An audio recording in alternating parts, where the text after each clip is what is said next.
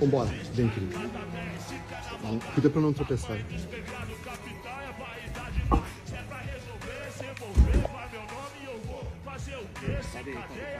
Toma, menino.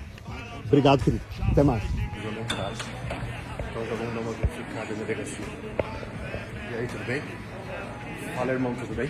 Certo. É tu que tá com a concorrência? Só deixa eu dar um salve pro delegado ali. Eu já vou voltar pra falar contigo aí, não. Tudo bem? Querido, o delegado tá por aí? Já chegou? Diz que é o conselheiro tutelar. Tô aguardando ele. E aí já estamos na delegacia aí, estamos acompanhando. Vamos ver como é que tá a menina que foi agredida. Sala das Margaridas, vamos pegar a chave. Vamos verificar o agressor e como ele tá. O delegado já chamou, vamos dar uma atenção aí pro delegado. Tudo bem, querido?